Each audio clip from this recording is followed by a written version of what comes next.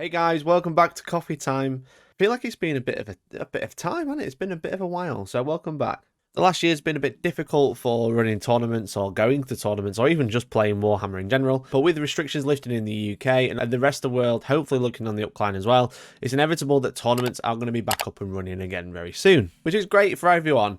It's great for stores so they can get people in their shop. It's great for you so you can play Warhammer with some randomers. Also, you need to make sure that events are held and organised in a safe manner, that everyone's going to be staying safe and following the guidelines of their local government. It's highly likely that new people are going to start wanting to run events because they basically want to get their friends in to play games, or they might see it as like a new way to make income, which good luck.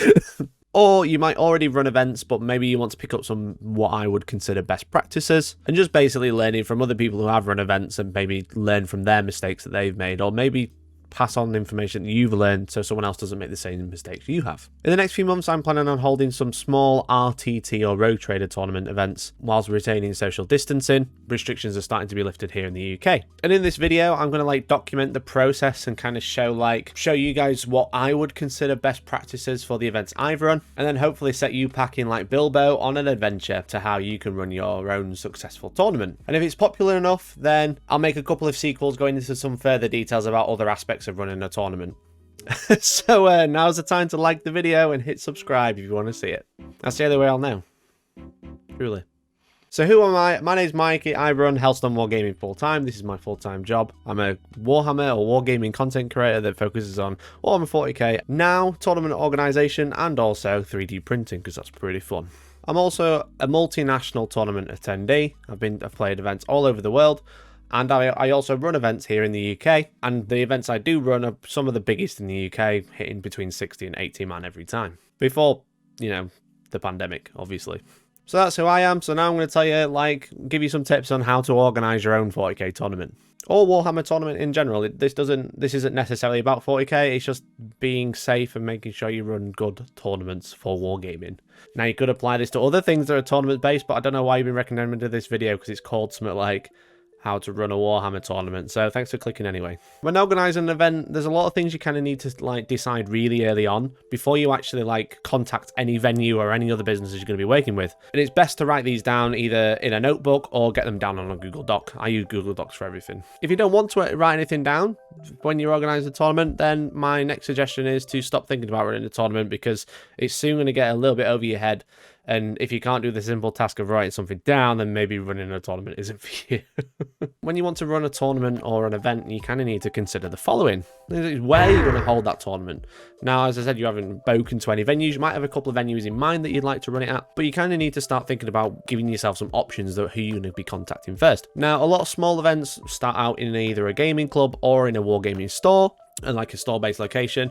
I run my events at Sanctuary Gaming Centre in Nottinghamshire, and I've been running them pretty much exclusively there ever since I started. You may want to also run it in your local club if you've got a local games night that you go to. You might want to run a tournament there and kind of have an organised event at a weekend rather than a Tuesday night beer and pretzels. You might want a Saturday 3-round smash face event. Or if you're feeling really brave, you may want to rent out an event and run it independently. But when you organise an event, the location you wish to hold it at will decide a lot of the very basic things that you need to consider. For example, does your venue have tables? Does your venue have chairs? Now, these are two very basic things, but the other things you need to consider is, does your venue have toilets? And does it have a bathroom? Does it have a fire exit? And if so, is it suitable? Then, once you've got the 4 basic things down, can you play there? And, can your player base actually use the bathroom while they're there? Then you can start thinking about gaming services such as battle mats or gaming boards, for example. Then you can start thinking about terrain, and then or finally, refreshments. Now, that's the order I've got of importance in, and it might sound daft to you, but you kind of have to consider that you're going to be charging people who are essentially customers for a serviced event. So you have to make sure that the very basics are there and covered before you even consider terrain or, what type of tournament you're going to run. Bathrooms and fire exits are going to be a really large factor on deciding how big your event is going to be, rather than how big you'd like it to be. So these are like really important things to consider. Now, obviously refreshments is on there. This is obviously early optional. It could be another revenue source for you as an organizer to generate income whilst you're at your event. Or if you don't want to organize that and you just want to kind of have people come and play, you can have people bring their own refreshments. It's not really a compulsory one. The rest are, obviously. You could also make terrain optional for you. I know in a lot of Age of Sigmar events, like bringing terrain to a tournament isn't unheard of, and they were Games Workshop tried to push that in 40k. I wouldn't recommend it because it didn't go down very well, but if you're running a really small tournament and there's only a few players, then you could also spread out the responsibilities to the players and say bring some terrain as well. We're going to use that during the day. And the same can be said for battle mats as well. You basically need tables, chairs, toilets, and fire exits. That's all you need in a venue. Now, if you're holding it at a club or if you're holding it in a store, you're pretty much going to have all these things already. Now, your next question is, once you've worked out where you're going to hold it, is when you're going to hold that event. Now, this kind of comes down to the venue that you're going to be holding the event at. Now, obviously, they're going to have their own booking times. You're probably going to want to run it at a weekend or in an evening if it's like a really, really small tournament, like 500 points. But that's something that you kind of have to consider when you decide to run an event. It's also going to come down to your own schedule when you can actually run it, and what is legally allowed at the time due to the pandemic that's all still happening and it's not gone anywhere. The rest will be dependent on who can actually attend your event. As long as you miss like major holidays, pretty much that's out of your control. You're just going to have to hope and pray that people can make the event. And finally, how are you going to run the event? And this is kind of what this first episode of this mini series is about.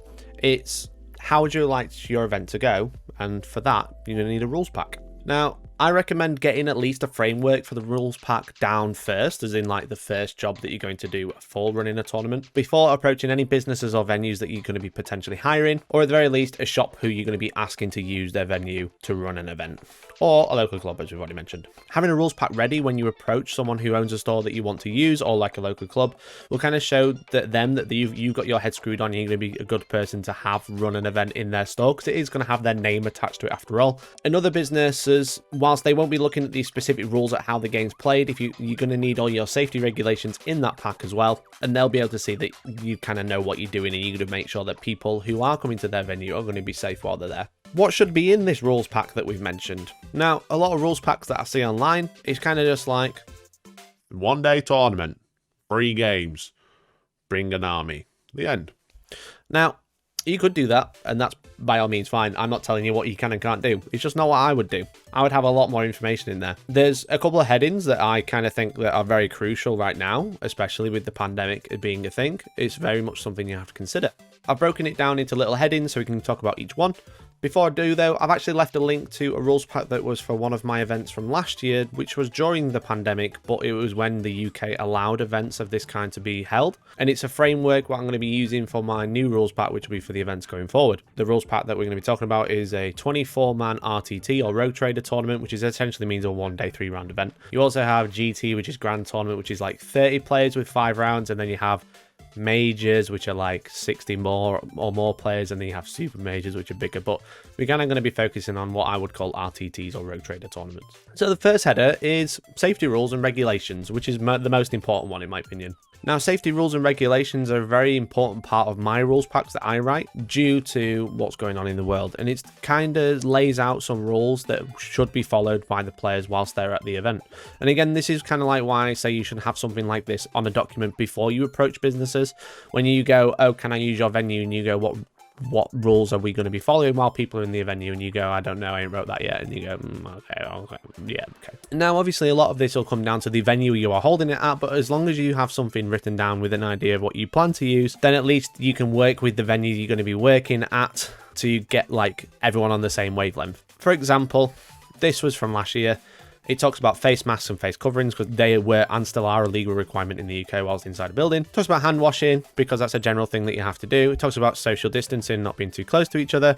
It talks about the track and trace system, which again is a UK trace system. Whether it works or doesn't work, that's a whole other conversation. But it talks about we collect data essentially to make sure that people who do attend the event will be notified if there are any issues to do with coronavirus. Also talks about if you can't attend the event because you suddenly have coronavirus symptoms, then you can tell us, you get a full refund.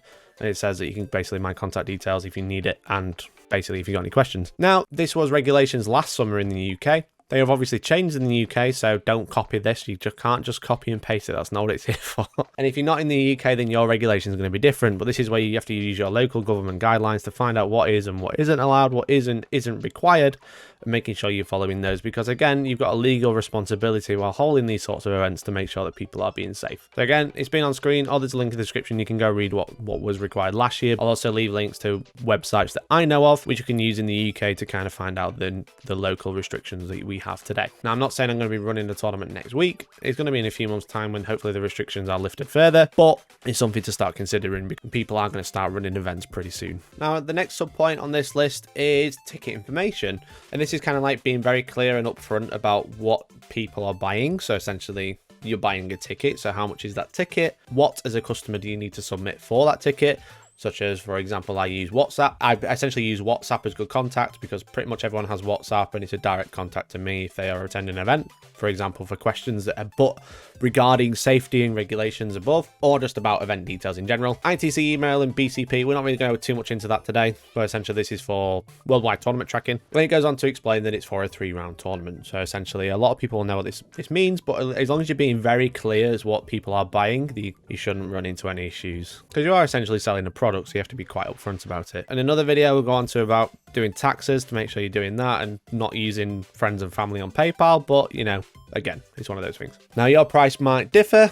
This was a price from last year, and you're probably not going to know your ticket price initially when you first write your pack, but as long as you're kind of being clear that they are buying a product, that it's going to be this, and then kind of having an idea of roughly what you'd like to charge, and then working out whether you're going to be able to afford to hold a tournament if you're charging such a ticket price, and whether or not you're going to be making a profit, which is another thing to consider. Then you need to look at including venue information. Now, our venue information is Sanctuary Gaming Centre and Coffee Shop, which is in Nottinghamshire, as we already mentioned. Now, you probably don't have a venue in mind when you're writing this first pack, or you might have a venue in mind, but you probably haven't confirmed it with them yet if you've been following this guide so far. And that's okay, as long as you kind of like get some framework down, start thinking about what information you should include. For example, I include like the location, the full address, a picture of the venue, so when people do turn up who have never been, know what it looks like, they know what the building they're looking for.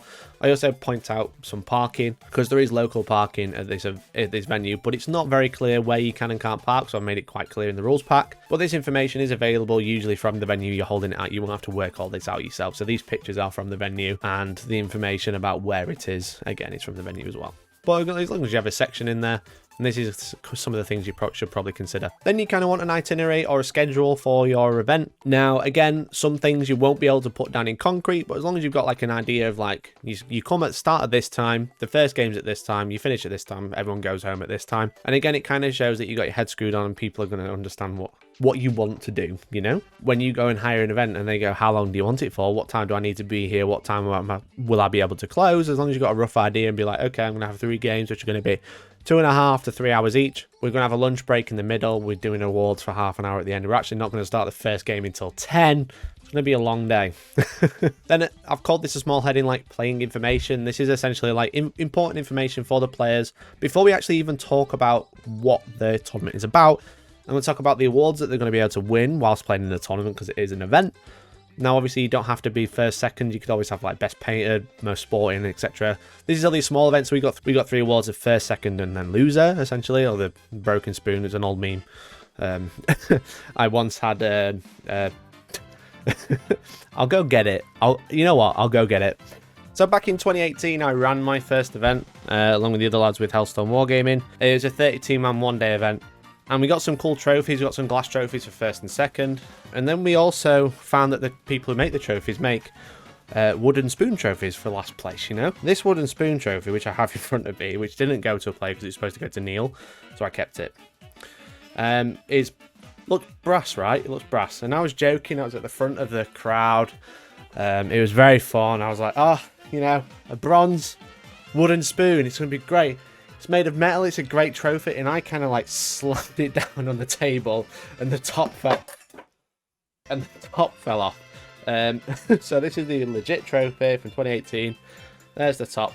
It's actually made of resin, it's not made of brass, it's just painted brass to look funky. So that's why we call it the broken spoon, if anyone didn't know. Other information you can include in this section is such as what you're doing about refreshments or like lunch and stuff like that. If you're not providing lunch, then you can talk about like you can get it locally or you can get it in the venue, etc. And just like other stuff like that. Other information you can include is like what people can expect to be playing on. Are they going to be playing on battle mats? Are they going to be playing on battle boards? What sort of terrain? And this is kind of generally what you're going to be using. This depends if you're either going to be providing your own terrain or using the venue's terrain. And then finally, in the event pack is the tournament guidelines. And this is like specific rules about the actual tournament you're going to be running. This is all like whether you're going to be using strike force, combat patrol, how many points you're going to be playing, what needs to be on the players list. And this is actually last in the rules pack because in my opinion, it's actually the least important in a rules pack. The other things are making sure people are going to be safe, where they can park, where they can buy a drink, and what time they can be home. You know, they're like very important, whereas this is actually less important. It's obviously, you have to follow this if you're going to come to an event. But in terms of what's in the rules pack, it's actually it's like the bottom of the list of what's important. You could just say to people you're playing 3 games of Warhammer 40k at 2,000 points. That's all you need to like. That's all you need for the tournament guidelines. And then the missions are decided on the day. People are going to be laying out terrain themselves. You know, you want to make it clear here, but this is the least important. But this is kind of where you decide what sort of rules you want your tournament to follow. Do you want people to be painted? Are you going to be playing matched play?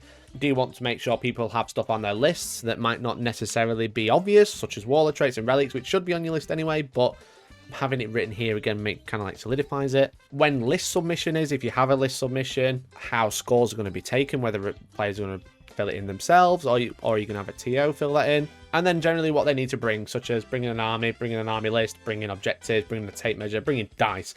Having all this very clear makes it very easy for the player to be like, okay, that's definitely what I need to bring.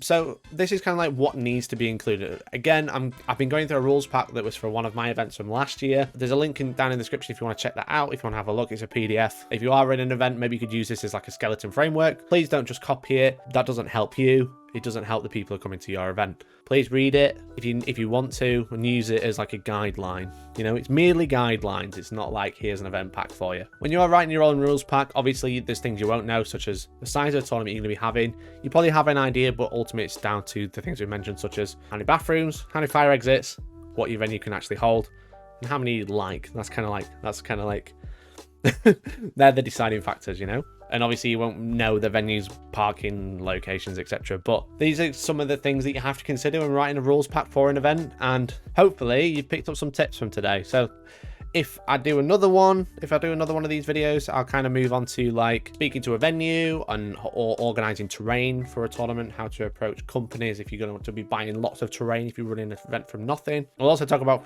doing taxes and, you know, not using friends and family on PayPal. But thank you very much for watching today. Hope you enjoyed it. If you did, consider leaving a like. If you didn't like it, then leave a dislike, and then you can tell me why if you want to, or you don't have to. I don't mind. It's totally up to you. And you can support the channel for free by hitting subscribe just down below. If you want to support it further, you can also click join and join the small board gang for a small monthly fee. You get extra videos and extra contents, or you can just support it just because you want to. Just a quick one as well. This evening at 7 PM BST, myself and Georgie will be live. So we're going to be streaming Warhammer Quest Cursed City this evening at 7 PM. If you want to check that out, it should be really fun. It's a really cool little game. If you're into like board games and dungeon crawlers, etc., I definitely recommend it. So thank you very much for watching, and happy TOing. Hopefully I'll see you at one of your events. And bye-bye for now.